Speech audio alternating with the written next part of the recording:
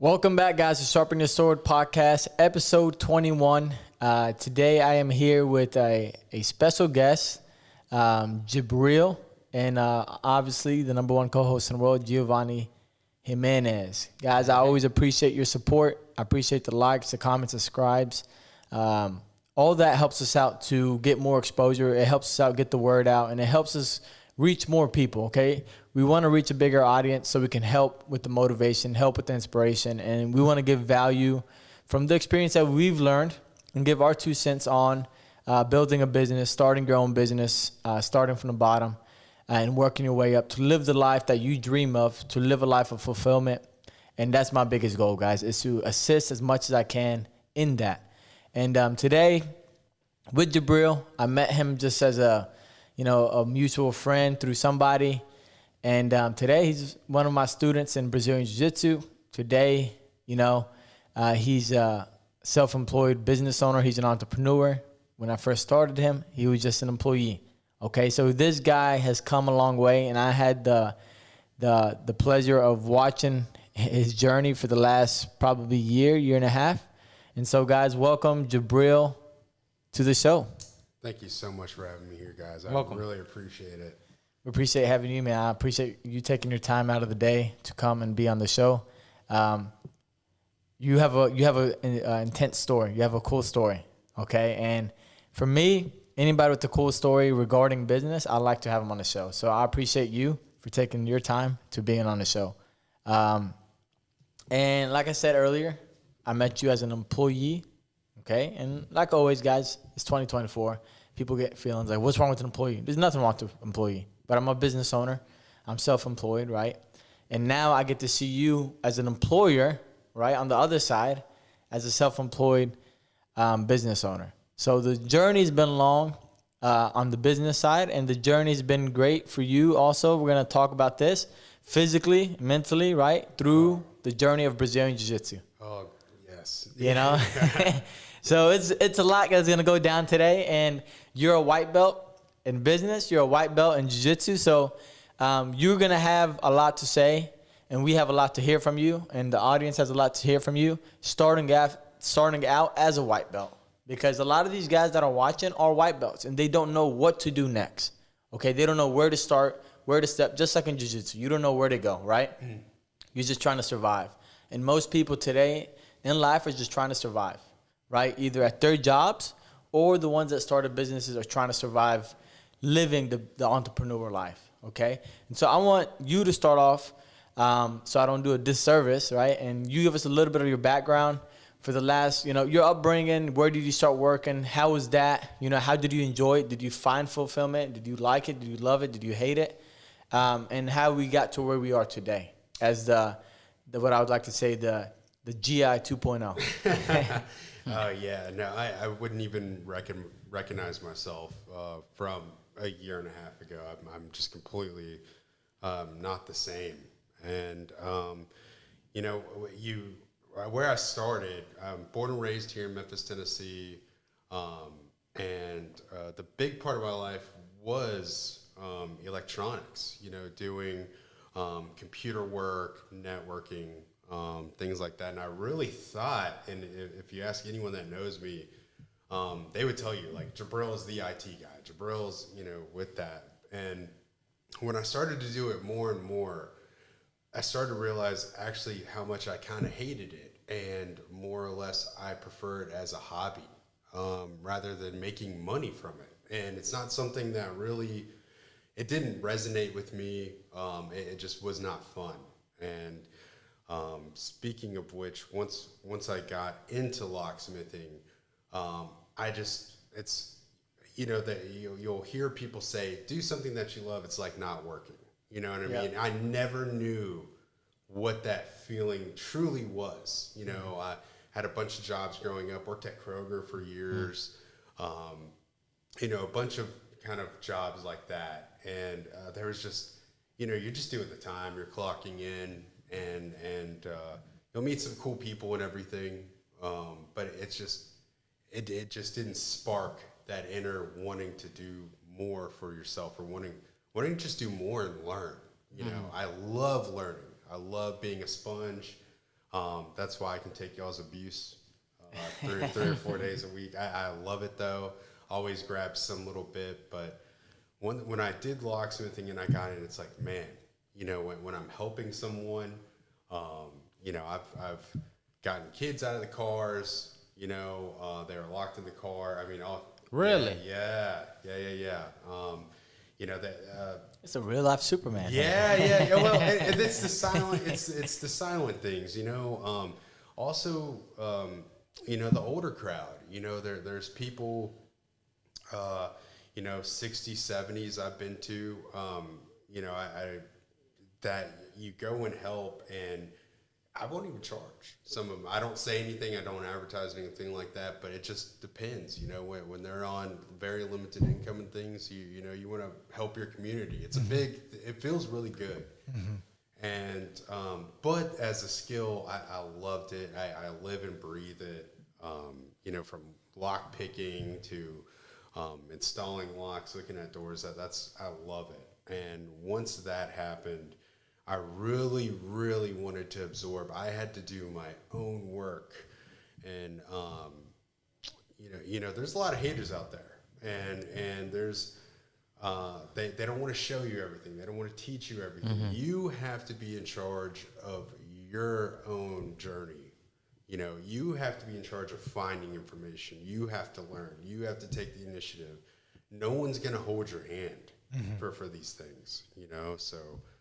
You have to take charge, and even if it's a little bit, I would be working, 12 hours, 12, 13, now I live and breathe work. It doesn't even feel like it. Mm-hmm. I mean, kind of like how we were talking, where, you're never resting and you're not tired of it. I feel that, mm-hmm. I love what I do. Someone can call me at 2 a.m. and I'll help them with their problem. It doesn't matter with me. Yeah. And that's the part that a lot of people don't understand, right? You ask me, if you listen to the show, guys, you watch the show, you know where I come from. I think this is an agenda that's been passed in this country, whatever.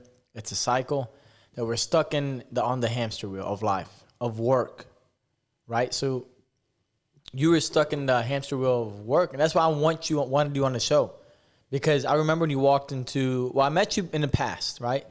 And you were overweight, lazy, over 300, pounds. Probably not for. It didn't look like you're mentally healthy, no. Right? And this is me being blunt with you and honest, okay? Honest. Physically and mentally not healthy, which is the majority of the population. You didn't have nothing going for you. I didn't know you enough that maybe you were whining and complaining about everything. I don't know. Maybe you were blaming others. I don't know. But from the person that I saw you didn't have much going for you. And just physical, you can tell for the most part on some people, physical appearance, what they got going for them. Mental health, you can see what they got going for them. Okay? And so I'm not saying this to blast you, because look at you now. Like I said, 2.0 GI, right? You're a completely different guy. But the thing is, and this stuff gets me worked up, okay?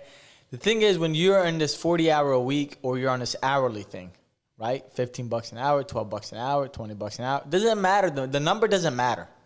It can be $100 an hour. People think, well, I get paid $150. Like somebody was telling me, some old guy was telling me the other day at work, like, yeah, my daughter gets paid $150 an hour for her job, right? And I was like, that's cool. It's cool, but guess what? She got to work 9 to 5, Monday through Friday, to get that $150 an hour. Yeah. Now, is that good money? Yeah. Does she have fulfillment from it? Maybe she does. I don't know. But it's not the same when you have your own dream. You did locksmithing for somebody. It's not the same that you're doing it for yourself, because you are building something on a different level.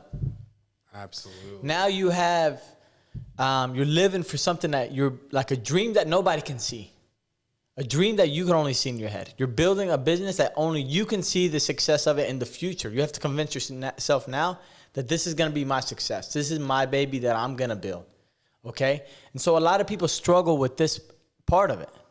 And because you are doing it for yourself, right, and you're building something, even though you did it before, now you find more fulfillment in it. That is if that makes any sense. 100%. You know? It's not like, hey, I'm just doing this because this is a job that was given to me because I was in a bad position. I ended up with this job. I was working at a phone store. I need to make money. I just need to work. Everybody's taught that, hey, you need to work, right? Especially as men, especially in our culture, right? Yes. And in our culture, like as a man, you work every damn day. There's no, hey, like 7 days a week. It's 7 days a week. And if you're not working 7 days, there's something wrong with you, right? Yeah. And so we're taught and we're made like robots. Hey, work morning to night. And most of these guys that work in the stores, they're getting paid hourly, right? And you don't have passion for it when you're working for somebody, right? Just to get a paycheck. Because the truth is, you're doing it for the paycheck. You're not doing it because you love it. Because I can work 150 hours a week right now, not make no money. I don't have to make $1 this week. But I'm happy because I'm doing something that I love and I'm building a dream. So the money doesn't mean anything to me.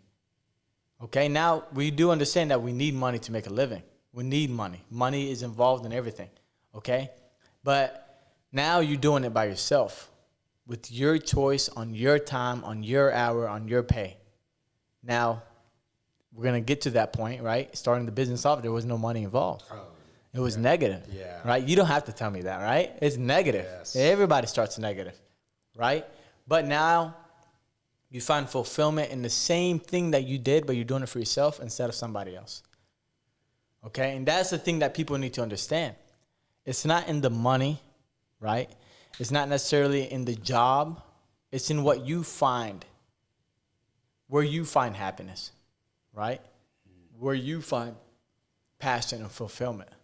And that's where you can get out of this hamster wheel and achieve something big. Because as long as you're in this hamster wheel and you're stuck there, you don't have room to think. You get in this negative mindset, and you don't even know it. I tell Gio this all the time, like people are asleep. Like you're asleep. Like, can you remember the years that you worked at the phone stores? Oh, no, yeah. You're just blinking eyes like, damn, I would have been here 7 years. Yeah, what do I have to account for it? Not at all. I have nothing to account for it. There's nothing to show that I worked 7 years of my life. It just went to waste. I woke up, I went to work, I didn't like what I did. I dealt with crackhead customers. I got paid. I got in arguments with customers, right? I went home. By the time I got home, I'm exhausted. I don't want to do anything. I'm eating whatever the heck that's available at fast, right?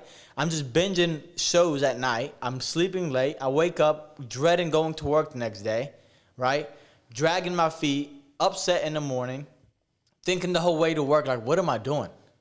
On repeat for years until something happens, right? And that thing happened for you maybe, a year and a half ago? Yeah. Absolutely. So about a year and a half ago, so let's rewind a little bit. Probably 2.5 years, you stopped by one of my stores and like 2.5 years ago. 2.5 years ago. Yeah. And I didn't know you back then. We just made a small talk, and I didn't even talk to you a lot at work. No. You were talking to somebody I know. Yep. And I just walked away. I'm like, okay, I know this guy from afar. What I know from him is like he's a nerd, like he's smart in what he does. That's all I knew. Yeah. Right? You were very overweight, and I told you to come try jiu-jitsu, and you're like, I'm gonna do it. I'm like, you want my honest opinion? He ain't coming. Who could blame you? You know, from the way that you were talking, from the negative things that you said that day, the negative energy you just had, just naturally, right? I'm saying this true because now I'm proud of who you are. Right? And people don't see that person. But guys, this guy in front of me is a completely different guy from who I met 2.5 years ago. And I'm like, whatever. Yeah, it's something, when you get in that mindset, when you keep going in, one thing is if you're out there and you really like when you wake up and you're having your cup of coffee, whatever your little morning ritual is before you go in, if you're really rolling your eyes, when you're helping, if you're in the service industry, retail, anything, if you're really not enjoying speaking with those customers and stuff, you don't love what you're doing. Yeah. And it takes a toll on you. You'll eat whatever. I would a whole bag of chips, down. Whatever. Your body, your mind is looking for some high, and you're eating junk, and it's a vicious cycle. And to get out of that, you really have to have that mental fortitude, Go start with walks, whatever it takes to get your mind off of it and start working on yourself. That's the biggest life hack. It sounds the most easiest thing to say, but it starts with you. You have to make those decisions. No one, your mom, that they're all, your parents, they will look out for you, but they're going to accept who you are. Yeah. Because they love you. Yeah. So you're in charge of your own destiny. If I could do it, anyone can. I mean, and the sad thing is, most people are not going to tell you, like, bro, change your life. Yeah. That's the sad thing about it. You're going to have somebody very rare that you come across that's going to say, hey, bro, get your shit together. Quit. You're full of it. Yeah. Right? Very rare you find these people because a lot of people don't have the balls to say it. Okay. And it's the culture. It's the culture where we're in right now. Political culture, everything. Everybody's in the same rut. That's the thing. Everybody's in the same hole. Very, like, you see successful people. Don't get me wrong. But we're all on the same wheel. That's the thing. Nobody, and I say it all the time, people are like, no, but my family cares about me. And I'm like, to a certain extent. To a certain extent, people care about you. Yes, we get that. But at the end of the day, how much do they really care about you? If you were to say, hey, I need X amount of dollars or I'm going to lose my house, how many people are going to give you that? Even if some people, even if they wanted to give you that, they may not be able to. Yeah. Because of their situation. And this is what we're given. It is what it is. Okay? But what I'm going to go back to is what you said is it's cliche, it's corny. You hear Goggins, you hear everybody say it. Self-development, it's a secret to success. It's the only thing for, I mean, that's, look out for number one. You're number one, and you hear these little things, in middle school, high school, the self-cheerleading quotes for yourself. But when you start doing it and you start transforming yourself, I mean, I remember when I was 300, 270, 250, I'm starting jiu-jitsu now. I actually told you that day, I was like, when I hit 250, I want to come to jiu-jitsu. Honestly, I should have started it then. Yeah. It would have made this faster, journey faster. I regret that. Everything happens for a reason. Yes. The main thing is you started. I started and I did it. And, it's when you're feeling that pressure, like nothing is like, you think it's bad when you're driving to work, you're tired of it and everything. Man, have a 300-pound guy laying on top of you, trying to smother you. That'll pushes something in you to where, man, I can handle this. Like doing more school. Anything I start learning more. I'm opening myself up. I'm doing jobs now.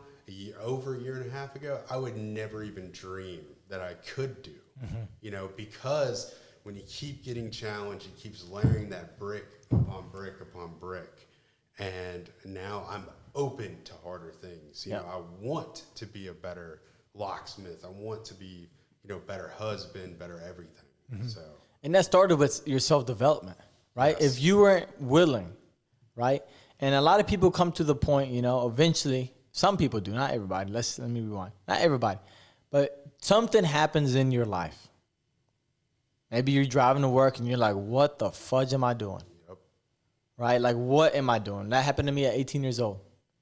Right? At 18 years old, I was in a little town in Arkansas, and I was sitting there, and it smacked me straight in my face. Nothing was working, no money, no food, nothing.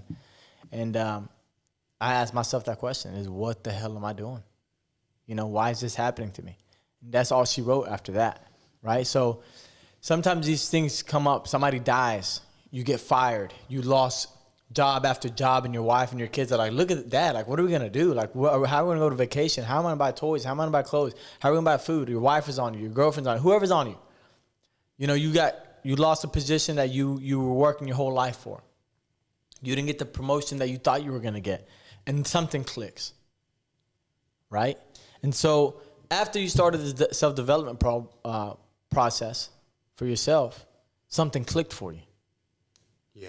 And I remember when that happened, you walked into the gym, and I was like, I guess, like, maybe he's taking a step forward. You know what I'm saying? And I was happy. I honestly, God was.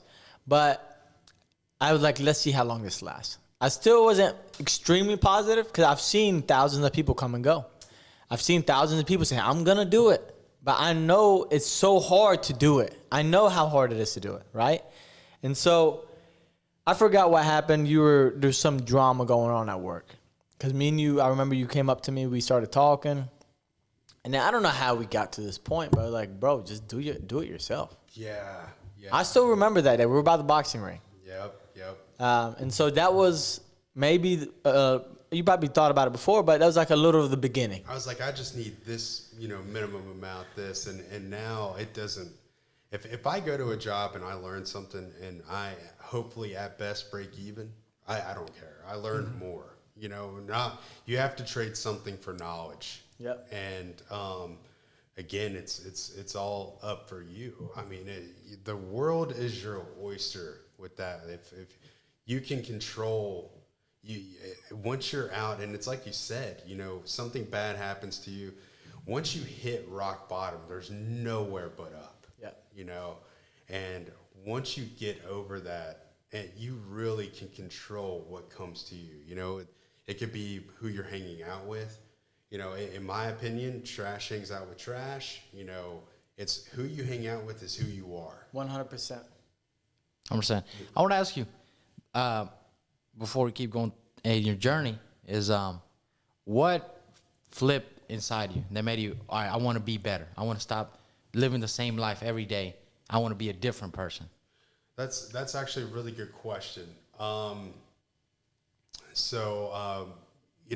father, I was kind of always, I could tell in my mind and body, culturally and everything, my father was a very honorable man. And, he was a huge entrepreneur here in Memphis.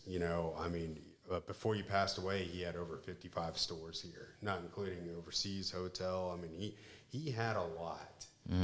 And, I didn't really get to shadow it too much. I got up to 13 with him. But what really kicked it off, one was I had found the passion, but I didn't want to drive for it just yet. I had found what locksmith is me, right? And I was involved with it, but it really, what really came out of it was when I had a partner that believes in me, my wife, and she always believed in me. The times where I had the bad moments, coming late home, very supportive, always like, yeah, you can do this. You're smart, someone there. And when I'm like thinking like, man, I'm going to have kids with this person, I want them to have a great future. I want them to be, intelligent. And so once that happened, it put a fire inside of me. I want to be healthy. I was not in a good mental mindset. When you're that big in things, I mean, it's true. You're caught in that, like the American cogwood. Yeah. It's easy for that quick bite that's got 1,000 calories and does, you're not full. I mean, you're eating whole pizzas by yourself, and you're just trying to cling on to any little high that's outside of that 8 or 10 hour place that you're at. Yep. You're miserable deep down. And if you really, I wish I was more in tune with myself, to catch these things and stuff. But, ultimately it's like, I'm great where I'm starting at. I mean, there's where I'm going now, with business, I can't wait more. I mean, every day I'm doing so much stuff. I mean, there's not enough time in the day, but I love it. I love what I do. Coming to jiu-jitsu has like, it's such a huge motivator as well. I get a break from locksmithing, but it's, again, it adds to it. It adds to, like, when I'm walking, I work by myself. They call them, I think, solopreneurs now. And, I'm always by myself and everything. So I have to really be on the lookout as far as, like, where I'm going, things like that. Especially in Memphis, man. In Memphis, man, you know. But but the swagger I've got from the confidence of like, yeah, I could take care of myself in this situation. I'm so level-headed. Like, I don't get those heightened awareness things anymore. You know, when a customer comes in at Kroger screaming that their milk is spoiled, you know, they're lying or whatever, and they just want a free product, and you know, you personally get mad. I know what it's like. You know, you start getting personally tied with things, but you're just really trying to latch on. You want to feel something. Mm-hmm. You know, your body, your mind wants to do something for yourself, and that's the only thing you know, you want to cause some drama or something. You know? So that's you need some action. You need some action in the boring day. You need to cause a problem. Exactly. Now it makes sense when I was growing up. Yes. Yeah. You know, it's like, you know, you just got this built up. You know, repent really. You know, when you're working, and you know, and some people. You know, there's nothing wrong with being an employee or anything. You know, you'll know what's good for you. Mm-hmm. You know, you'll deep down you will know. Yeah. And you know, it's just a matter of what you want to deal with. You know, what's for you. But for me, it was not enough. And you know, I've got to be my own boss just because I feel like I'm super fair in things, and you know, I want to show, like, you know, my customers, like, I'm not the cheapest, you know, locksmith. I'm not the cheapest. I'm not the most expensive, but I want to give quality. I will give high quality to my customers. So, what was your? I remember part of it was you already started jiu-jitsu, and I tell guys, like, for you to say, like, will do this, right? This is self-development, because the more your body likes things, when you say you're going to do something and you do it, your body and your mind love this. This is the process of sharpening the sword, okay? So every time that you do something, you say that you're going to do something and you do it, you just won. Doesn't matter if it's a 30-minute walk, read a book, doesn't matter what it is. It starts with that. It starts with going to your first jiu-jitsu class. It starts with, you know, cutting out some of the bad foods. It starts with drinking more water. It starts with taking out soda. I will quit drinking soda. I say it and I do it. My body's like, dang, okay, I'm going to start walking. Even when I wake up and I'm like, man, snooze. Okay, now I got to get up and walk. I really got to. Now, that's a fight by itself, okay? And I do it. My body likes that. My mind likes that. So these things will boost your confidence. And the more things that you do like this, the higher your confidence gets. And you start believing in yourself. And when you start believing in yourself, that's when you can really start shining. And people don't know this. The people don't believe it at face value. And they can't see it at face value because this doesn't happen overnight. This is a long, hard process, right? Some people take years. Some people take months. But you will see it a few weeks in. If you do these things, you will start seeing rewards within yourself. The money may not just start falling on my head. The weight may not just fall off me, right? But inside, I feel something inside. I feel strong. I feel confident. I feel capable. And when you start feeling capable of yourself, oh, you're a bad man. You know what I'm saying? And that's where it starts. That's why self-development is the true secret to success. Because this sword, right? This is a sharp sword. It's a brand new sword, sharp blade. Okay? If I try to swing this sword now, I'm going to cut you. So if I'm going through the process of self-development, I am a sharp sword. I get up every day when it's hard and I sharpen my sword. This sword can get put to use. Most people have this side of the sword, flat. There's no blade on this side. Okay? The guy that's super confident, the guy that's a high performer, he got two blades. Double-sided sword. So, of course, this guy's going to get more done. And people think you can go to battle with a dual sword and win. You're not.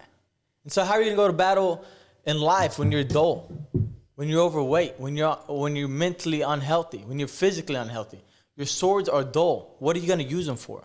What are you going to do? You can't do nothing. Even if you wanted to, you can't do nothing. So you have to start the process of sharpening your sword. You have to start that first right away. Of physically, what am I going to do to make myself physically stronger? Let me go to a jiu-jitsu class. Let me go start walking. Let me change my diet up. It doesn't have to be huge. It doesn't have to. I don't have to work out 7 days a week, 2 hours a day. I don't have to do that. I can do a 45-minute workout every other day. I'm fine. In those days in between, I can go on a 30-minute walk, a 45-minute walk. Let me start with that. Let me start with drinking 8 water bottles. Not 8 cups, 8 water bottles, 16.9 fluid ounces, right? A gallon of water a day. That's the process of sharpening the sword. And so if I start doing these things, my confidence goes up. And that's what I need, because people don't think of this stuff. No, it's all psychology. I mean, how you walk when you first approach someone, I mean, what they notice, everything. I mean, it can make or break things. I was, even like when how overweight I was and everything, people aren't going to trust, people don't trust you. People don't, they don't give you that respect. If you don't care about your own body and things, nobody cares about you. No one, there is no respect. And this is the sad thing about this. And this is why I tell guys to train. Like for me, as a man, you need to train. These days, as a woman, you need to train for self-defense, because there ain't many men that can protect you. No. That's the sad thing about it. And most of these men are weak, so they are willing to cause harm to women. So they need to protect themselves, because we don't have enough men to protect them, right? And those men that are not trained, those weak men, they're the ones that are going to cause harm. Yep. The guys that are trained, those guys are dangerous, but it's controlled. Those guys are looking to serve people, to help people. So I made a joke, like I posted something a couple weeks on Instagram, and it was Andrew Tate. I don't like everything Andrew Tate says, but he was saying, like, every time he like shakes a man's hand or he sees a guy, like, he's always sizing him up, like, okay, this guy might be 1 or 2 punches. This guy might be 3 or 4 punches, right? And so the truth is, I do that.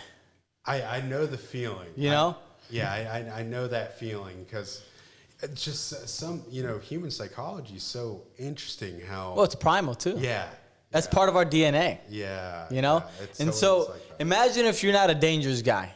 You're a guy that's just a Joe Schmo in the streets. Right now, as a smart fighter, as a trained fighter, you never underestimate nobody, right? But for the most part, I see men, right, just because they're born men, like male, let's say. I don't like to say men, because men is like character, right? It's like the things you do and the responsibilities and who you are. It's not like, oh, I got balls, I'm a man. Yeah. Right? You're just born a man, a male. You have to become a man. And Absolutely. so I see these guys, and I look, and a lot of times you can tell who's thick skin, who's gritty, who's strong, like who is harder. Who's harder. Like some guys you don't gotta like physically feel them. You'll feel the energy. And they don't even have to talk. They don't have to say nothing. And they're mostly the ones that are the most chill. Yep. It's because they're trained. Yep. They're trained and they know. So imagine when you have nothing going for you. You don't train your body. You don't train your mind. You're just a Joe Schmo. Like, people are not going to respect you, because it shows in your body language. It shows in the way that you speak. It shows because you can't look them in the eye when you're negotiating a deal. You don't have the confidence to say, hey, this is what it's going to cost, $250 for me to unlock your car. Because you're afraid to ask that. Yeah. Because you're not confident in yourself. Absolutely. And then your physical body language doesn't show it. So, of course, they're not going to buy from you. Yeah, they'll always, try to negotiate with you. They think they can get away with it, kind of bully you. When you do a martial art, it definitely, it puts something in you that is sensed by others. And I just don't, I'm not there yet with, figuring it all out, but you can definitely feel it, Well, everything changes. Like, men need to understand this fact. Like, we kind of come to the jiu-jitsu part, but we set it up front, right? We let you guys know up front. There's going to be a lot of jiu-jitsu in this. So the man that's trained, it reflects. Physically, it reflects. Mentally, it reflects. The trained man is capable, believes he's capable in his hands, right? You have to be capable. One black belt told me, use your body to control and your hands to kill, okay? And so if you have hands just to have hands and you can't use them to kill somebody, then you don't believe in yourself. This is a primal instinct. At the end of the day, we're mammals, right? Yeah. Our instinct is to, hey, I'm going to come over here, I'm going to hunt, and I'm going to kill for food, right? Or I'm going to go over to this village back in the day, and I'm going to run this village. I'm going to take it all over, right? Mm-hmm. You have to go to battle. So life got easier. You don't have to do that no more. You can go to Kroger and buy some meat, right? You go rent a house. That's your house. You don't have to fight for that land. You didn't have to fight for that food, right? So we forget this aspect of training and becoming harder and becoming dangerous, right? And dangerous in a good way, in a way that is controlled. Dangerous as a serving man, right? Somebody that can protect and serve, not the opposite way around. So you see these guys, right? And this is sales too. I tell guys all the time. So many people, because they lack confidence, right? The best way that you can build confidence is to train with your hands, like I said. So you're capable to use these hands. I'm not just bench pressing 200 pounds, right? There's plenty of guys that come to my academy and they get choked out. And they bench press 300 pounds. Guess what? They get choked out by a 150-pound person. That doesn't mean anything. Does it help? Yes, it helps. It's still fake confidence, false confidence, okay? False confidence. So when you train jiu-jitsu, what's happening, jiu-jitsu and locksmith, that's probably why you like it, you're cracking a code. It's a puzzle piece. It's a chess game, right? And so you're rewiring your mindset through jiu-jitsu.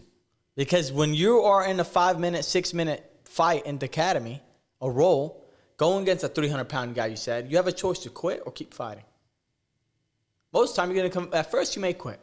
Eventually, you will quit quitting. That fight will start building inside of you. And then when you survive that 6-minute roll against somebody that's 100 pounds, you're like, dude, he couldn't tap me. He couldn't kill me. That I loved it when I first started, and I remember it was about a month in. I was like, you know what?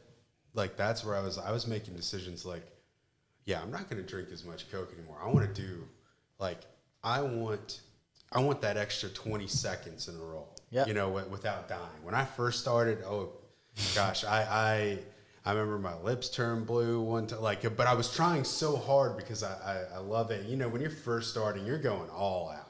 I remember rolling Spazzing. like my first time rolling. I was with Gio here, and I remember the look on his face because I didn't realize how hard I was going. But he handling me really well. He's being really nice, but he, there's times where he had to pick it up. He at that time I was 245 pounds, and throwing just that weight around, but he handled it really well. Same with Shane. I had such great experience with that. And then I started to think, man, if I start eating better, right, I can last like 20, 30 more seconds with these guys. I can get something, keep going, and it just became like your body does want it. Yeah. Your mind does want it. I remember I had Andre on guard, and I remember how he knee cut over. It was just like, man, chess, he's getting one move. He just got one move ahead. He's thinking, and I was so impressed, and I loved seeing these things, that mind working like that. Yeah. And that's real life. That's it also corresponds with like things in real life, how it helps you. You're solving all these problems, like anything that you're doing, if you're wanting to learn a trade or wanting to learn a skill or anything, that is part of problem solving. Yeah. Especially not everyone has a bunch of money to spend on classes or anything. Thank God we have things like YouTube and great people to look after. We can learn bits of information from. Right. So right. It's really something. It just adds so much flavor to you. Yeah. And it helps you out in so many different levels. It's unbelievable. Yep. So short time after you started Brazilian Jiu-Jitsu, you started building that confidence. And then you made the decision, right? I know we went back a few times. Mm-hmm. And then you came up and you're like, hey, I'm going to do it. I'm going to open my business. Okay. What was that initial? I know you said, you hit rock bottom in this, but like, what was the final like touch? I was like, that's it. I'm doing it. When realizing, realizing that no one is going to give you anything. No one's going to part. You can talk to anyone. Sure, they'll tell you, oh yeah, you can do it and everything. But when it comes to like you said, money, anything you'll reach out to these people, it's like crickets. Yeah. You're the only one, and that was the best thing I ever did was when I went to the Shelby County Clerk's office, and when I got my business license, it was like it just unlocked something in me. When I was filling it out, I'm nervous. I'm looking around, trying to figure out how to write everything down right, And once I paid for that $35 piece of paper, it felt like I got handed like a diploma. Yeah. And how, the ish just got real, and it was just like, man, I can do this. And then, started with, site development and everything, SEO, the just exciting thing of it and everything, it just started exploding. And when you have passion for something, when you get that, it just takes that one spark, and it will not go out. Yeah. What are some of the biggest challenges when you first started? Like, that's it. Okay, you got it done.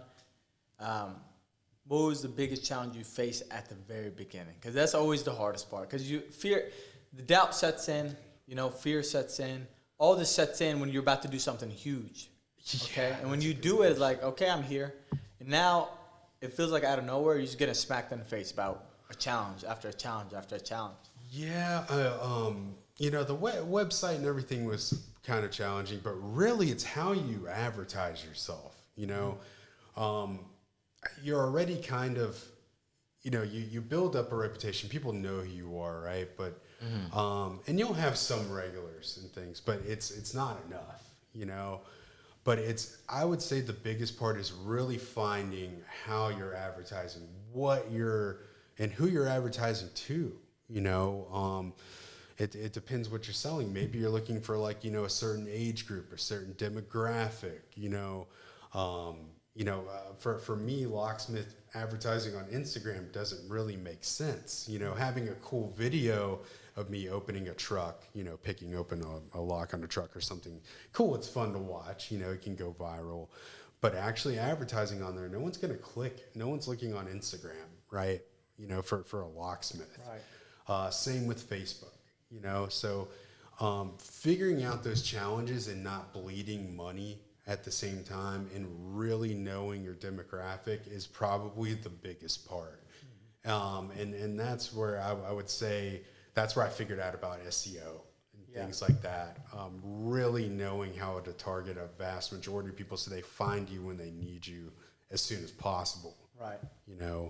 Rather than, a product or something like that. How was your support system, like the people around you? Because here's the thing Jumping like flies. That's what I was gonna get to. So like what I see is when I wanted to open my academy, there's nobody that supported me. Not a single person. The closest people to me told me not to do it. Right? They're like, you crazy. Like, what? You're gonna make a living off teaching classes? Of teaching jiu-jitsu? Like, and then some people call it karate, right? They didn't know what I was doing. Like, you're gonna make a living off that. So I didn't really it was just a hustle and a dream. That's all it was for me, right? And so what I see a lot, and people think I'm like pessimistic. Dude, I love people. Nowadays I love people. Back then I hated people. I love people nowadays. The good people, right?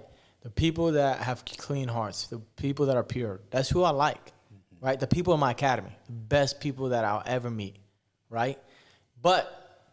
And the crazy thing is these days the people in my academy are the most supportive people. Right? Because that's the environment we have. I've never met, I never thought this was going to happen. But that's my support system right now, the truth. But the truth, of everybody else around me, people think, bro, you just pissed. Bro, I've tested this. I've seen this over and over again the last 12 to 14 years, okay? Nobody gives a damn. And for the most part, most of them are wishing for your downfall. Oh, they want so bad to see you go down. They want to see you go down because you're doing something big and you're finally doing something that, that takes balls and takes hustle, and they can't do it. And so in regret, there's, envy, and there's, hatred and jealousy.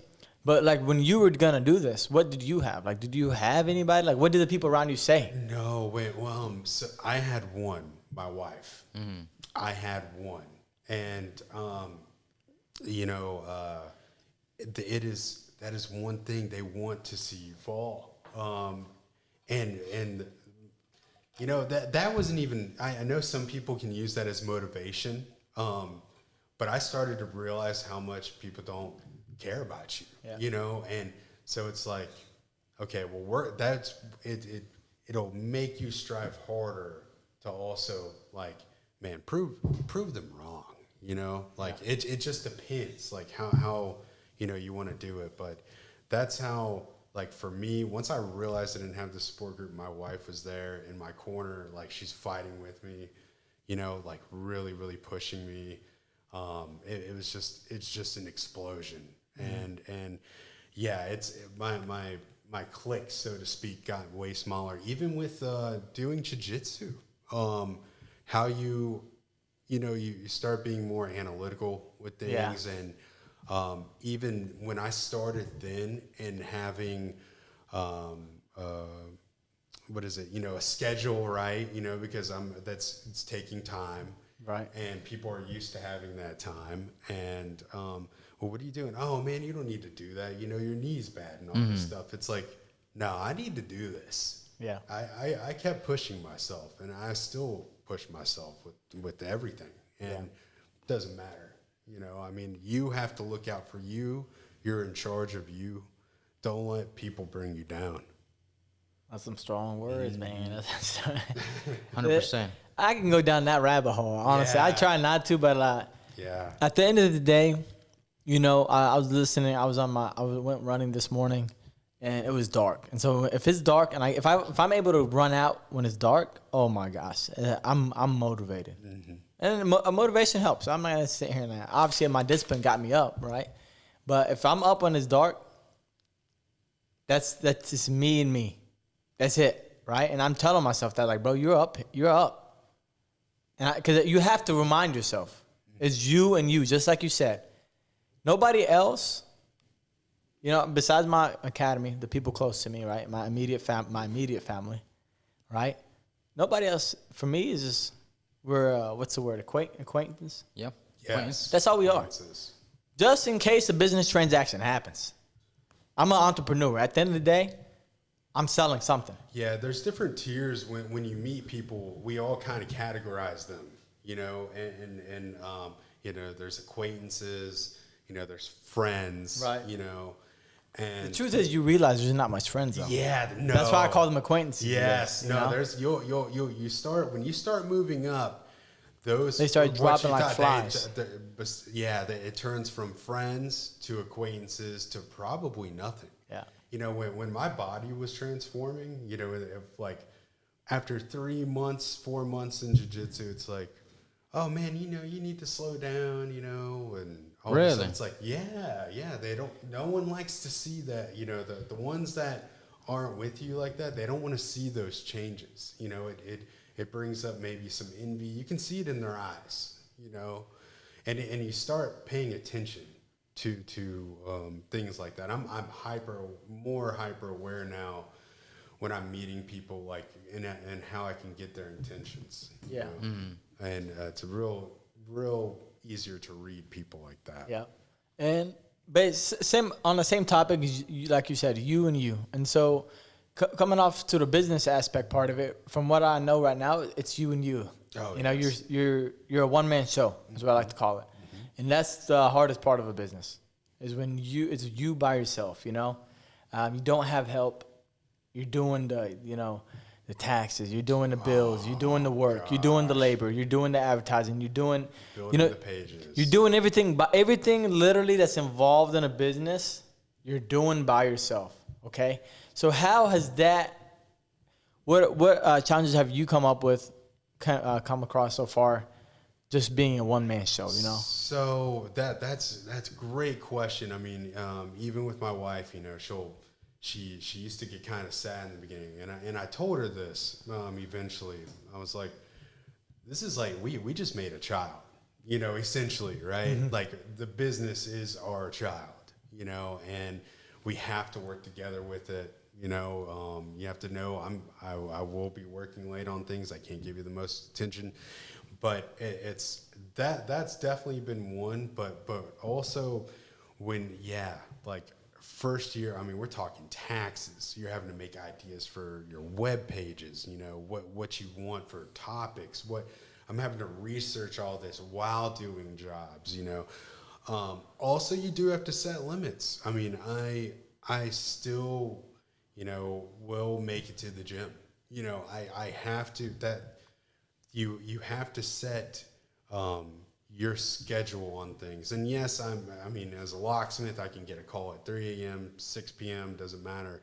But I will keep my discipline with things. And, like Sundays, we figured like a date night, and it's, for us, this is our time frame. Nothing about business or whatever, but sometimes we'll still leak into it. But it's grown with both of us. It's not just my growth; it's also her growth, and so you learn much more about each other and get deeper with it. So it's a huge thing to have. What are some like strategies that have helped you maintain like this work-life balance? Because everybody talks about work-life balance, and you have a wife, okay? Mm-hmm. I don't believe in work-life balance right now. The point of life I'm in, right? Mm-hmm. Everybody is at a different point of life, right? Yeah. And so my balance is gonna come. I think about this every day. The way I'm working now is to create the balance in the future when that time comes for me, right? So everybody's in a different position, right? And I know at the beginning, I'm sure there's no balance when you first started. The skills tilted all the way upside down. There is no balance in starting a business. People need to know that up front. Yeah. There is no balance in starting the business. But I mean, now you're a year and a half in. Do you have a little more balance, or are you still kind of like?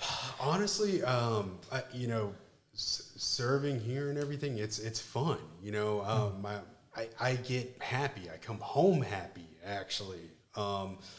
So that there is more balance. I think it comes out naturally. It's not even so much to say balance like, from 7 to 9, this is our time, right? Like, I think it's more balance when you've got, like, especially being solo by myself, everything.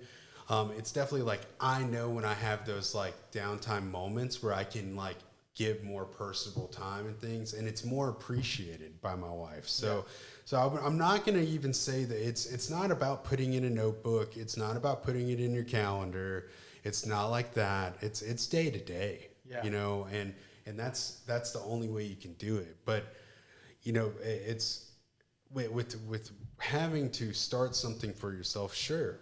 One day I will have several employees and I can, I earned that aspect of it, but really I'm just going to also add something else. I mean, I'm going to, the ball that I'm on is just going to continue to grow, so I think once the definitely one tip would be to have a partner that's going to support you, that knows, these things, that what you've got in you, and she probably saw it in me years ago, and saw the potential, and I didn't myself. I wasn't there. I wasn't ready mentally. Yeah. So powerful. So what motivates you when things get hard, right? And your business. That's a great question. What motivates me? When it's slow, like when we have those really, really slow times, I'm worried about, oh God, like I spent all this, like I just spent $1,000 on the site. I just spent, all this money, I bought a bunch of product, everything, so I'm low, right? And, something goes bad. But I actually don't worry like I would have been before. I'm confident in my skills. I actually just came back from one of these expos in Houston here. I went in April, and I'm continuing my locksmith education, so I don't really worry like how I would have been. It's because I know it will come when you've got like positive attitude and you offer something good. People, it's a magnet. People are attracted to it, and I just don't I don't. You know, in the beginning, it's like, oh my gosh, when it's such lower budgets, such lower things, you know. But really, if you chill and you put your mind to it, and you know continue, you know, that growth, eventually you just don't. You don't have those worries. Yeah. Powerful. Do you have a specific time where you can remember of like a challenge and you're like, oh snap, what am I gonna do next? In regards to the business. Yeah. So actually, in the service industry, getting on Google. I mean, Google is it's our lifeblood. I mean, Google owns over like 90% of the search market. I mean, you know, that means only 10%. We're talking like DuckDuckGo, Bing. That's in that 10%. So to show you what they own in the market, and service industries have a really tough time with Google. There's a lot of spam on there, so there is a lot of competition as well. So getting up there, you have to have identity, so like some type of original branding, very good branding, and you have to have really good reviews, and before you're even worth anything. Like, sure, you get a Google listing. Are you going to call the guy to work on, you know, your car that's got 8 reviews or 24 reviews? Right. You know what I'm saying? Like, so to get through that, you really have to pump. Like, you really have to work hard. Like, whenever I'm with my customers, I mean, like, I'll send them a GPS link. You know, they can see exactly where I'm at. Hey, we're on the way. You know, it's just to add a little less anxiety and things like that. You That's know, pretty cool. Yeah, you have to give more than what your competition's doing, because you know, you have to stand out. And if you really love what you're doing, especially in service industry, it will show. People will know. You know, people will know how serious you are. If you're just there trying to make a quick buck, you ain't gonna last. No. You know. And Powerful. I want to kind of jump to a topic that I always like talking about. I try to ask every entrepreneur on the podcast on the show is, and I say it all the time, right? Is when you start your business, it's not sunshine and rainbows, right? It's not. And so people think that right away the money starts coming in. Like, I saw something today, and it's like it was like when you own a business, when people hear that you own a business, they're like, dude, that dude is rich. Yeah. like that's the first thing people think. Like, that's a business owner, that's an entrepreneur. You know, he got this and he got money. First thing, for some reason, we're programmed to think business owner, money, a lot of money, right? And some people open up a business and in 6 months, they have money, right? Yeah. Some people have opened up a business and within the first year have become a multimillionaire. Everybody's different. But for the most part, at a local business, small business, right? Like, say small business, you know, the struggle is real. It's not the yachts. It's not the private jets. Absolutely. It's not the guy that's standing around with 10 girls that he paid to take an Instagram picture with, right? It's not like the guy, especially the guys think that, right? That's like, dude, I can get that. Most guys are programmed to think that way, right? Yeah. I own a business. I have a nice car. I get all the girls, blah, blah, blah. Right? They think it just starts flowing right away, right? They don't know that at the beginning, it takes everything you think you have plus 10 times more, right? And everything that you're given, like, and the thing that people don't know that the exhausting part is, it's not the, like, okay, the financial part, yeah, but it's the time that you're not going to get back. And it's like the emotional and mental energy. That's what, for me, that's the most exhausting part. Right? Emotionally and like spiritually and mentally, like, it's so exhausting at the beginning. Because I was talking to Gio about this yesterday. It's like we were going to have lunch, and I get on rants. Like, if you hang out with me, I'm talking about the same thing. You know, I'll be honest with you. Like, if you talk about mindset or business, I won't shut up. I'll keep going. And I told him, I said, bro, the problem is most of these guys that say they want to do something, right? They can't foresee the future. And this is hard for anybody, right? Especially when we're on the cycle. To foresee the future that I'm trying to create and believe that I will create it, to do the job today, to do this now. And as a business owner, when you open this business, you don't know how much money you're going to make next year. You don't think like, I just quit a job, bro. I'm guaranteed, you know, doesn't matter. Let's just say $50,000 a year at this job. and I'm quitting this job to go after another job that I don't know what it's going to pay me. And if I can't convince myself to do it, right, I'm not going to be good at it. And people overlook this beginning part where it's so miserable. Even though you like doing it, it's still so exhausting. Opening up my academy, I will do it again if I have to. If I have to, right? If there's a choice, I'm going to try to keep this one. And it took a lot of work, right? But I was telling Gio, like, when I was in that process, dude, I didn't have nothing. I felt like I was digging the hole deeper and deeper, and I had, like, no mental energy. I had no physical energy. Like, spiritually, I was so exhausted every damn day to the point where, like, there's times that I didn't want to get out of bed because I knew I had to get up and work.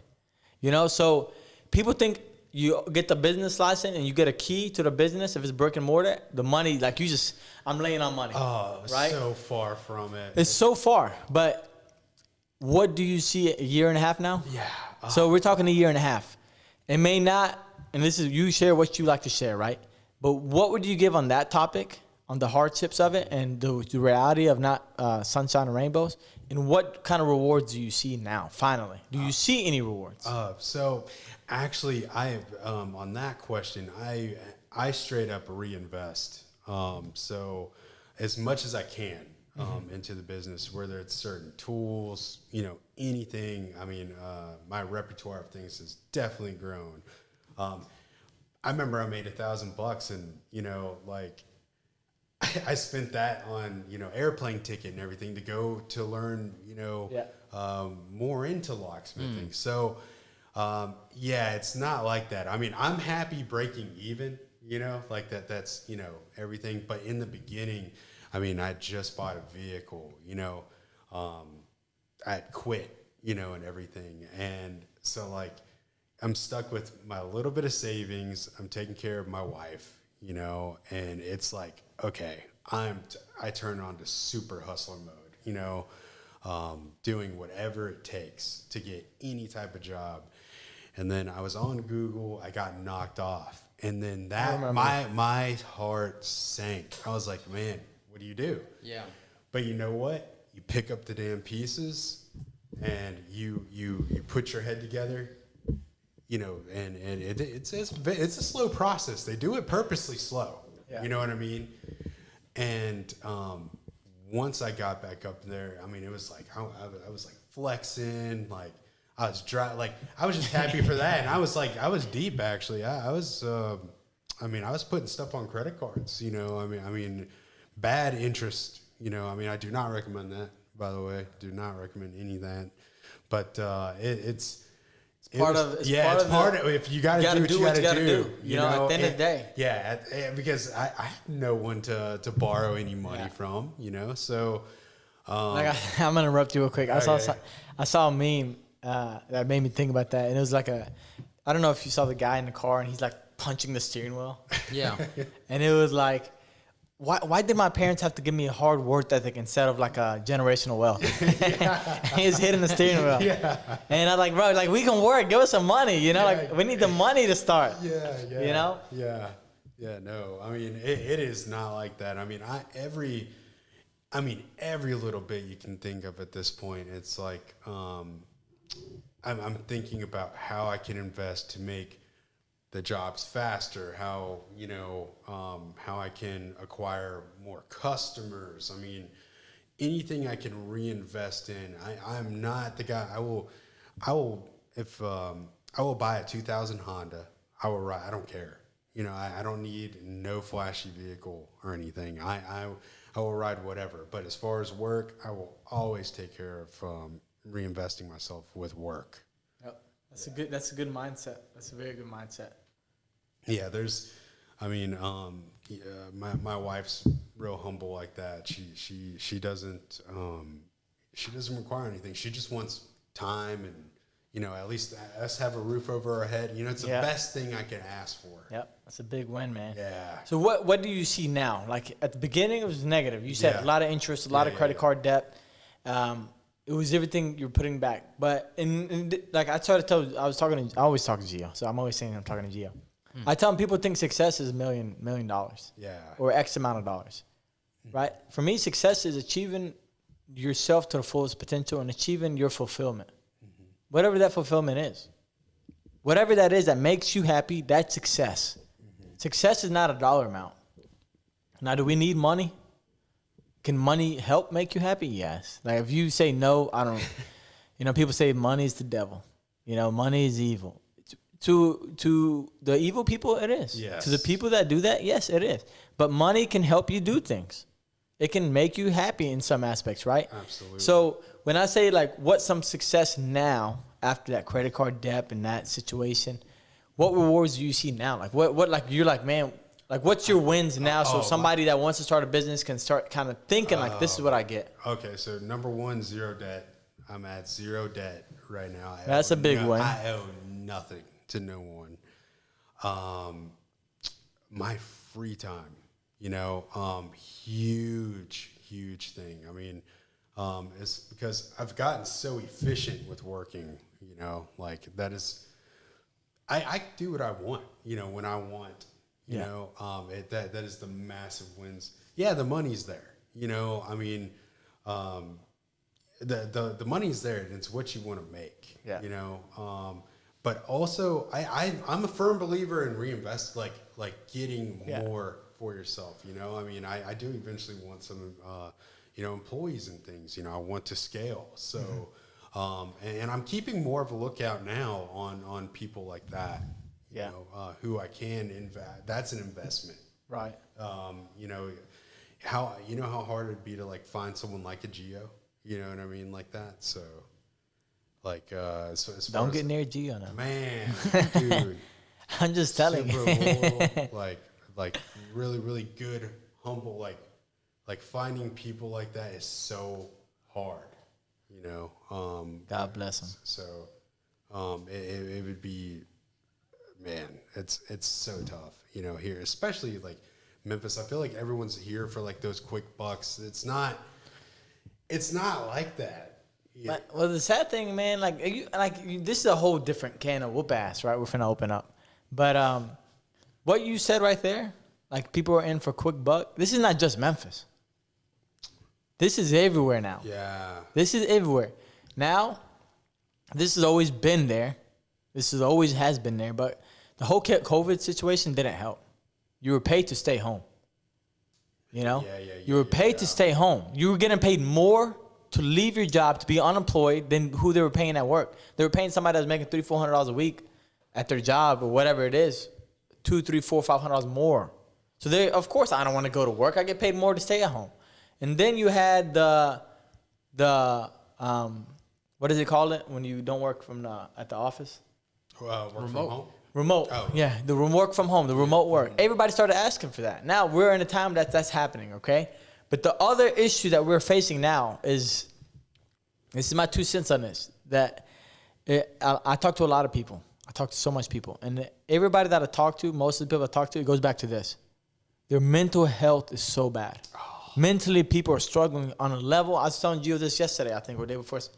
On a level beyond what people think. Like, people are always coming up to me, and it's the same topic. It's a mental struggle.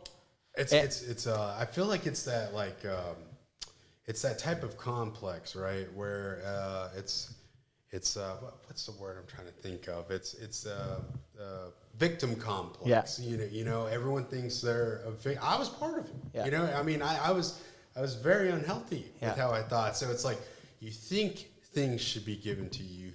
That's where I was going. Things, that's exactly where I was going. And you don't deserve any. You've got to make your own. You have to earn it. Yeah. And so what I see this from hiring so many people over the last 10 years is the victim mindset, the blaming mindset, the I should have what you have mindset. Yes. This is the problem. And so people that are employees, not everybody, but this is what we're starting to see more and more. Somebody's working, okay, and you have somebody on Instagram saying, why spend your whole week working for your boss instead of working on yourself? I'm building your future. And so people are starting to think about this more. But they don't tell them that, dude, this is not easy. This is not for everyone.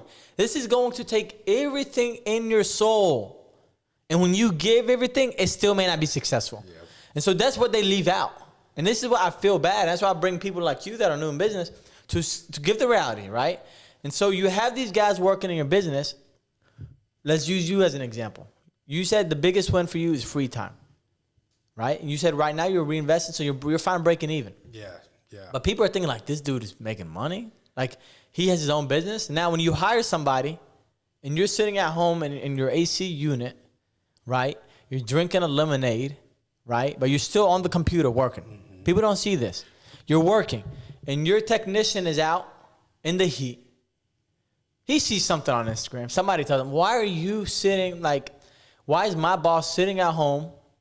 They think you're just BSing. You're not working, right? So far. Why am I working here? I can go get a better job and get more money. I want to do what he does. And they don't see what happened at the beginning.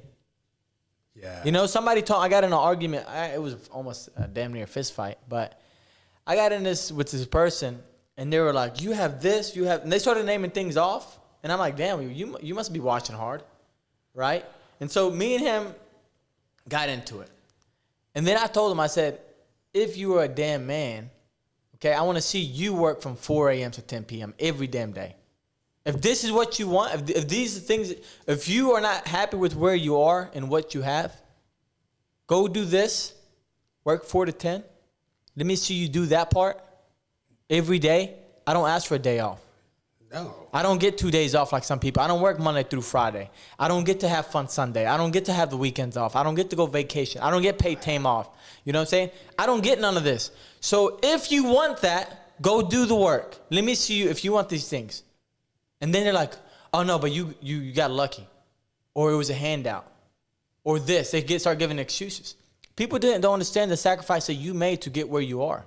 Oh, yeah. I mean, And so these people are watching you. The grass is greener on the other side. I want what he has. Yeah. And guess what? They get in this mindset. Their mind starts eating them up. They quit. They go find another job. They're there a few months. They quit, and they go find another job. And it's an endless process. And then they realize they've worked 12, 15 jobs in the last 2-3 years. And they can't. Everything is their boss's fault. But the problem is society is telling them, don't work. You know, you should have what he has. No, you don't deserve anything in this life. You have to go get it. You have to go get it. There's no other way. And I tell people this all the time. Like I said earlier, you may give everything that you have. Everything that you possibly have. Not lie to yourself and say, I gave everything. No, like truly give everything in your soul. And you still may not achieve it. Yeah. But that chase, for the guys that want to be high performers, the guys that want to be successful, for me, that drives me. Because the what if, the dream that I see on the other side of that chase is I'm going to get there, right? And so for me, I can't sit around. I'll go nuts. I have to be working. I have to have chaos. I have to nonstop be chasing something for me to keep going. Most guys aren't built like that. These guys can't chase for 10 years. They can do it for 2 weeks. They can do it for 4 weeks, and they fall off. I guarantee you. Yes. Look at 10 people around you. Nobody will do it. No one. And so they can't get what you want, what you have. It's not possible.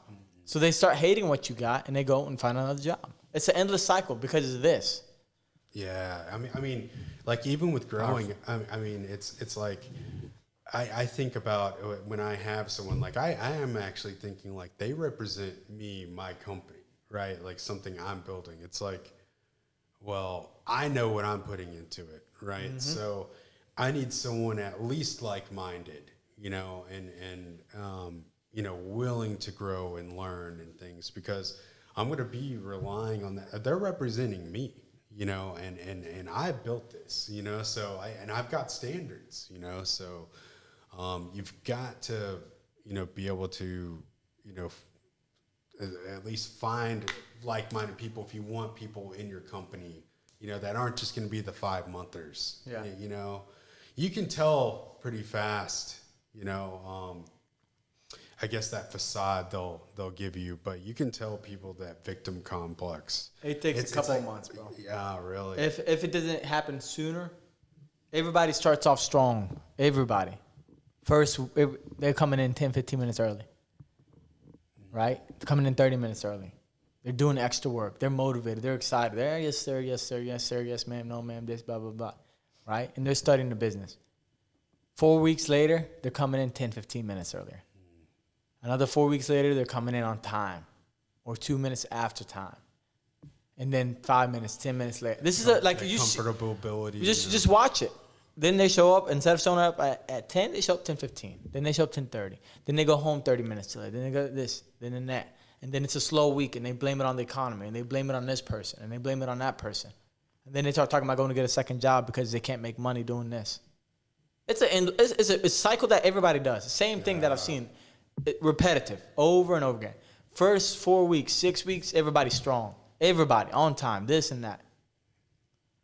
Doesn't take. Within the first 3 months, they're coming in late. Yeah. I haven't seen anybody fix that yet. I have not seen it yet. Put it that way. Mm-hmm. I have not. The last 10 years, I haven't seen it yet.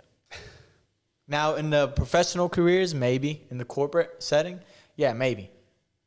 I don't even know. I guarantee you still so many people are coming in 10 minutes late or 5 minutes late or 2 minutes late. But that's one of the biggest things. If you can't come in on time, you don't have the discipline to be there somewhere on time. You don't have the discipline to be a high.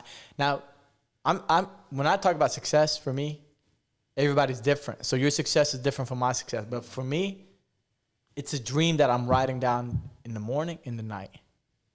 It's whatever I write down in the morning, night. That's what success for me. And that success, if you read that notebook that I got, you're going to think I'm crazy. Right? So for me to achieve that, 9:02 don't cut it. 8 o'clock don't cut it. 7 a.m. don't cut it. 6 a.m. don't cut it. 40-hour weeks don't cut it. 45-hour weeks don't cut it. 50-hour, 60-hour weeks don't cut it. Oh, I'm reading emails in the shower. Bro, it doesn't end. It does not end. You think seriously, I've got something in there, hang my phone, I'm seeing what's going on, I'm responding to stuff. You live and breathe, what you do, but it doesn't feel like work to me at this point. It's just who I am, and I love it. And it's just that growth of more. It's not even growth of more. Yes, money is a great byproduct at this point now, right? I live very comfortably and everything. But I also have the option of freedom of, whatever I want, and that is success. Yes, that is pure success. Yeah. That's all I think anyone, base, right? Like you said, everyone's different opinions of, sure, maybe you want, that Ferrari or whatever, but I just don't care about that stuff. I try to tell people. I just want some land. I want a farm. I try to tell people one of the biggest things of success is fulfillment. Having fulfillment in what you do. That's why I forget the money, forget everything. Like I said earlier, I used to chase money. I still do. Yeah.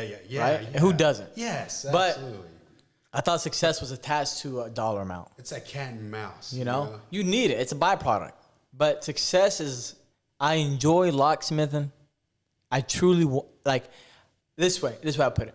Do you stay in the bed and regret waking up, or do you look forward to waking up? I can't wait. You know what I'm saying? When I'll wake up 6, 7, 4, does not matter. And that is what people need to look at. We need to start reevaluating. Forget Instagram. Forget TikTok.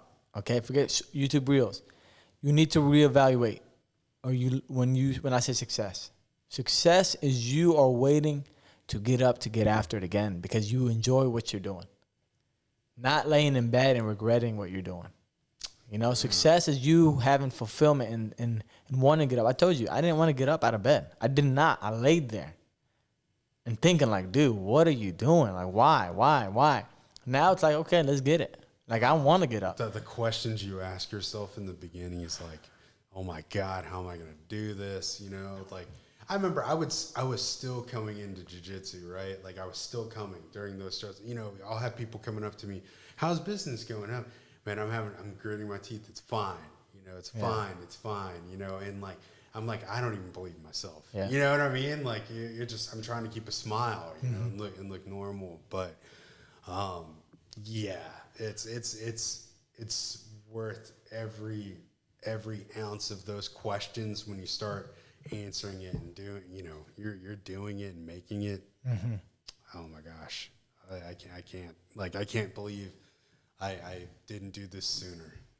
Everything, man. I would say the same thing. Everything happens for a reason. The timeline is there. Absolutely. The journey is there for a reason. You're at the point of your journey for a reason. You know, we came across each other. You started jiu-jitsu. You started locksmith. Everything happens for a reason. Everything. You know, like I'm a man of faith, right? I like to believe that, right? Not everybody is there in 2024, but for us, you know, everything is written. So we can sit here and cry. And there's times I still ask, like, dude, why couldn't I have done this earlier? Or why has this happened to me? It's written for you. That's it. You just make lemonade. You know? You have to go through certain trials. You have to, it's like it unlocks things, you know.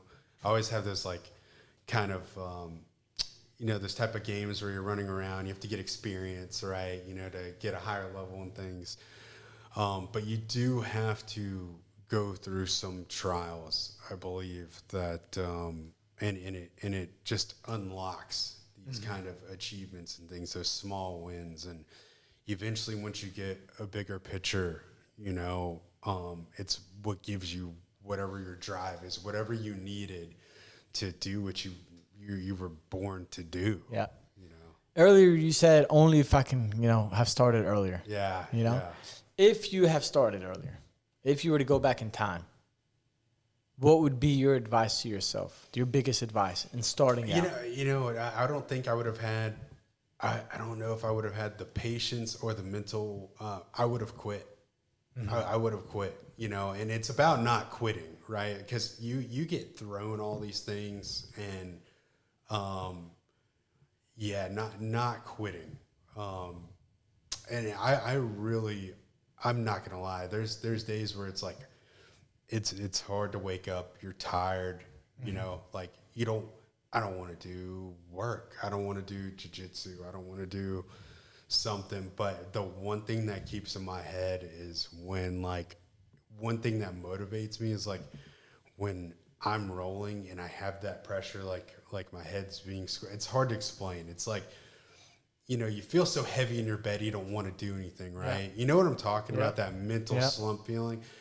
I turn that feeling into, like when I'm rolling and someone's on top of me putting a lot of pressure. Yeah. And when I know I can outlive it, you know, and keep going, you know, I can deal with it. Mm-hmm. That's how I've changed that focus. You either quit and lose, or you keep fighting and get out. You keep fighting and get out. And that's life. Yes. Right? Yes. And it's easier. You know, it is easier to deal with.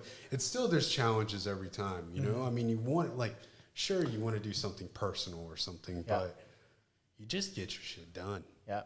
And that's the beauty of jiu-jitsu.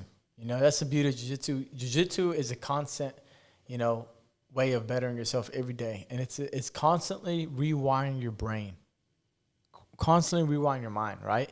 Because, and it took me a while to figure this out, right? But at the beginning of jiu-jitsu, you know, I got tapped to pressure. First day, I got tapped to pressure by my professor. He's 145 pounds back then. Felt like 2 tons. I couldn't breathe. He was on my ribs. I tapped, okay? And I felt this big, right? I was like, dude, come on, okay? So I went down this hole, and I started becoming obsessive. I became super obsessed. And I listened to a black belt, and he said, you need to get comfortable in the uncomfortable. The position that you are very uncomfortable, go there.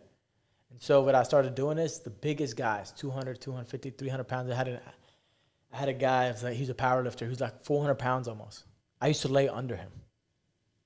I couldn't breathe. Mm-hmm. I would lay under him. Mm-hmm. And I would try to hold it as long as possible. And at first, he would tap me to pressure. I mean, he just crushed me. I was 130-something pounds, right? It doesn't matter how mentally tough I was. If I was mentally tough, maybe he would crush me or kill me. Right? I couldn't breathe. Yeah. So I would let him settle on me. I would let him settle on me. And I would say, Mo, you're going to fight out of this. And I would stay there. It was day after day to that position. And so now when people get me in that position, I'm perfectly fine. So what I was doing, and I didn't realize that as a white belt, is I was rewiring my brain, my mind, that you don't quit. Yeah. You find a way. In jiu-jitsu, it's a chess game. You find a way. When you have me in an Americana, in a Kimura, in a triangle, in a rear naked choke, you're mounting me. Wherever bad position I'm in, I have 2 choices. Quit and be done. In jiu-jitsu, the quit is getting killed or losing a match, right? In self-defense, you get killed or you get hurt really bad. In a tournament, you lose a match. Or the other option is you find a way. You fight. You don't quit. And that's what the beauty of jiu-jitsu is, because it's every time you go to the academy, it's not like I go to taekwondo or karate and I'm punching the air. I'm not getting tested. Every time you go to jiu-jitsu, you are getting tested mentally and physically every single day. Are you going to quit, or are you going to fight and find a way? Those are your two options in Brazilian jiu-jitsu every time you're on the mat. And so which one are you going to do, right? And so the guys that do Brazilian jiu-jitsu and the guys that do run businesses, they go hand in hand. And Absolutely. so if you want to be successful, guys, as an entrepreneur, as a business owner, as whoever you are, a dad, an uncle, a brother, a mom, a sister, as a person, to the fullest potential, be successful, you just don't quit. You find a way. You get up, you fight, and you find a way every single day. The second you quit, you go back. I mean, I put it even with, definitely with locksmithing. I mean, because it is, there's a lot of chess with it and everything, but you know, it's an ever evolving market. I mean, look, nowadays, you know, everyone's got an Airbnb they're renting out. Everyone's got some type of property, and, you know, they're trying to do their own do-it-yourselves right now, and they're putting in stuff that's not even known, you know, certain locks and things like electronic locks. I'm trying to get someone in or whatever. It's like, I'm not going to know everything that's on the market. I'm not some product manual book, right? So I'll get something and I have to figure it out there, you know, professionally and everything fast. And, you know, it definitely comes with that. I mean, yeah, it's like if I don't take my time cutting this, I only get one shot, you know, and, I'm buying a door, you know, I don't, you know, $1,000. I mean, who wants to spend, you know, I'm only charging, you know, $150, you know, where's, you know, it's upside down if I lose, huge, you know, so, but having that patience and learning that, you know, like jiu-jitsu, being in those hard, high pressure moments, those decisions, sticking with it and everything, it's definitely correlated with work. I mean, it's that's not even just waking up on those days you're just too tired. I mean, you know, you get a call, you know, you don't want to do it, whatever, but you still, you know, do it and everything, you know, whatever time it is, or, you know, it could be your anniversary day. It could be anything. You know, I will be there. You know? And today's your birthday, too. So, 100%, man. 100%. The work doesn't stop. You know, it's a every day. You know, do the work today so you can live the life that you want later. Absolutely. Amen. You know, do the work today so you can live the life later, or play today so you can work the rest of your life. You know, it's a decision you make. Yes. You know, it's a decision you make. You can cry, you can quit, you can blame, you can whatever you want to do and be miserable, or you finally stand up and you get after it. You know, and even if you don't achieve this one specific thing, the pursuit of going after it, of becoming better, of trying to achieve success is going to make you sharp as a sword. And at the end of it, you'll find fulfillment one way or another, you know? And so I want to start wrapping it up, and I want to ask I want you to give somebody some advice. What piece of advice would you give somebody that's looking to start their business, brand spanking new? If you're starting brand spanking new business, and first thing, make sure you have the passion for it, because you will quit. You know, if you definitely, you know, really make that decision deep down, is this something you can live, breathe, and be fine with, right? You know, that, because having that passion with anything that you're doing, okay, you could be crocheting, you know, Hello Kitten dolls, you know, whatever your style, whatever. People want, like, I know when people call me, when they hear me talk on the phone and I'm trying to figure out their problem, they love my approach. They love how I sound. You know, they love that caretaking, you know, way. That's me though. This is, you know, in my business. But it radiates through there, you know, that I actually love and know what I do. So if I was going to give you any tip, if it's something, if you love cars, you love making exhaust, you love, you know, decorating cameras, you know, I mean, anything, it would be to have that passion, because it will come through, you know, with your customers and clients and things. Definitely love what you do. What if you just love to make the money? Hey, that if that's your motivator, and you know you fake it till you make it, which That's right. You know, hey, you know, ain't nothing wrong with that. It could be straight up. You could be, you know, a salesman of some sort. You know, I mean, if you might not care for the product, but I can't even say that because I care. You know, that you have to care. Yeah. You know. But I just don't, you know, I don't see that end of it. You know, if money's the motivator, do it. You know, but if for me, that's what I think. People want to buy into personality. Yeah. People want a personable, you know, product or service. You know, so definitely include yourself in it. You know, get out of your shell. You know, Good advice, man. yeah. That's very good advice. I appreciate you, Jabril. Absolutely. Thank you for having me on. Appreciate you, man. Guys, I hope you enjoyed it. This is episode 21 of Sharpen Your Sword podcast. Remember, guys, the path to success is you trying to reach your fullest potential. That's what success is. You having fulfillment in your day, okay? Looking forward to the next day. And it all starts with self-development, the process of sharpening your swords, right? You got two swords. One is physical, one is mental. And you have to get up every single day and sharpen these swords, okay? Physically and mentally. And that will get you one step closer to whatever life that you want to live, guys. And I'm telling you, it will be the best thing you will ever do, okay? It will be the best thing that you can ever do is live the life that you want, the life that you look forward to, the life that you want to give your family. So it's hard. It's not easy. So make it count. Go after it. But it will pay off. It will pay off. Please, guys, share our post. Please comment, like. It helps us out. Subscribe to our YouTube. We're on Spotify as well. And let me know what you think of these podcasts. And I'm looking forward to seeing you on the next episode of Sharpen Your Sword podcast. Peace out.